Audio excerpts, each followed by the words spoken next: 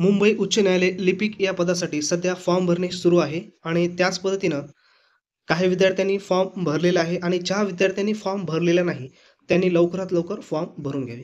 बऱ्याच विद्यार्थ्यांचे कमेंट्स या कमेंट्स बॉक्समध्ये येत होते की शॉर्टलिस्ट कधी लागणार आहे आणि किती कालावधी यामध्ये लागू शकतो. तर या व्हिडिओमध्ये आपण संपूर्ण माहितीच पाहणार आहोत, कारण ही माहिती अत्यंत महत्त्वाची आहे की तुम्हाला लक्षात येईल कशा पद्धतीनं संपूर्ण अभ्यासाचा शेड्यूल तयार करायचा आहे, टायपिंग्सला किती वेळ द्यायचा आहे, लेखी परीक्षेला किती वेळ द्यायचं हे तुमच्या लक्षात येईल आणि त्यानुसार तुम्ही वेळापत्रक तयार करून ही संपूर्ण तयारी करू शकता.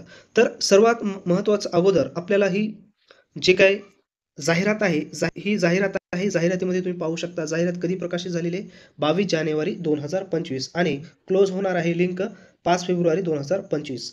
तर ही जी काही पहिली लिस्ट आहे तर सुरुवातीला पहा किती लिस्ट लागू शकतात.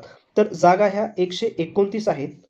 तर त्याप्रमाणे मिनिमम 2 लिस्ट हे लागू शकतात. शॉर्ट लिस्ट, पहिली शॉर्ट लिस्ट 5000ची आणि दुसरी शॉर्ट लिस्ट असेल 5000ची, म्हणजे एकूण 10,000 कॅन्डिडेट्स त्यांनी बोलू शकतात. तर ही जे काय पहिली लिस्ट आहे तर पहिली लिस्ट जवळपास त्यांना 3 ते 3.5 महिने लागू शकतात पहिली शॉर्टलिस्ट लावण्यासाठी. म्हणजेच 15 मे पर्यंत ही पहिली शॉर्टलिस्ट लागू शकते. आणि मित्रांनो, शॉर्टलिस्ट लागल्याच्या नंतर पुढची प्रोसेस काय असते ते समजून घ्या. एकदा शॉर्टलिस्ट लागल्याच्या नंतर दुसरी शॉर्टलिस्ट देखील लागली तर हे शॉर्टलिस्ट लागल्याच्या नंतर काय करतात, ज्या विद्यार्थ्यांनी अर्ज भरलेला आहे त्यांच्याकडून डॉक्युमेंट्स मागून घेतात आणि डॉक्युमेंट्स मागून घेतल्याच्या नंतर पुन्हा फायनल शॉर्टलिस्ट लागते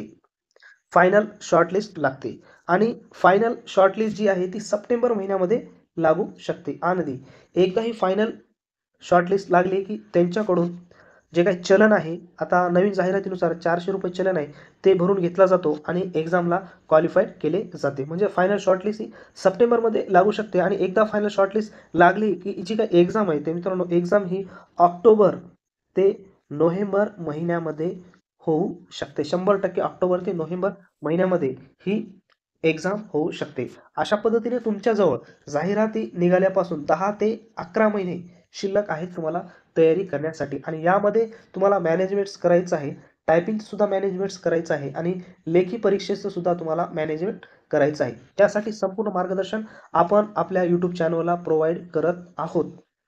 त्यासाठी तुम्हाला चांगल्या प्रकारची तयारी करायची, व्यवस्थित कंटेंट, आणि तो संपूर्ण कंटेंट्स आपल्या चॅनलवर तुम्हाला मिळून जाईल.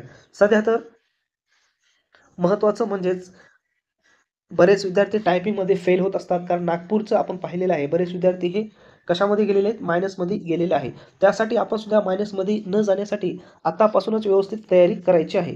तर त्या संदर्भामध्ये प्लेलिस्टमध्ये सर्व व्हिडिओ आहेत, कशा पद्धतीनं टायपिंगची स्पीड वगैरे वाढवायचे, कशा पद्धतीनं दररोज स्टेप बाय स्टेप आपल्याला तयारी करायची. तुम्ही जरी बटन दाबलेलं नसेल मित्रांनो, ABCD जरी तुम्हाला टाईप करता येत नसेल तर आपले व्हिडिओद्वारे कशा पद्धतीने तयारी करायची संपूर्ण माहिती तर तुम्ही एक्झाम येईपर्यंत चांगल्या पद्धतीने तयारी करू शकता. संपूर्ण व्हिडिओ तुम्ही पाहून घ्या आणि जे काही कंटेंट्स आहे ते बॉम्बे हायकोर्ट क्लर्क या पदासाठी जे काही येऊ शकतात मटेरियल, त्याचा संदर्भ घेऊनच आपण पॅसेज देखील तयार केलेले आहेत, कम्प्युटरचे क्वेश्चन्स देखील तयार केलेले आहेत. त्याची लिंक डिस्क्रिप्शन बॉक्समध्ये दिलेली आहे, त्या ठिकाणी तुम्ही वेबसाईटला भेट देऊन ते डाउनलोड करू शकता. तसेच नवीन अपडेट्स घेण्यासाठी, ऑथेंटिक अपडेट्स घेण्यासाठी टेलिग्राम चॅनलची लिंक सुद्धा डिस्क्रिप्शन बॉक्समध्ये दिलेली आहे, त्या ठिकाणी देखील तुम्ही तो चॅनल सबस्क्राईब करू शकता. तुम्हाला जर ही माहिती आवडली असेल तर चॅनलला लाईक आणि सबस्क्राईब करा, तसेच शेअर करा.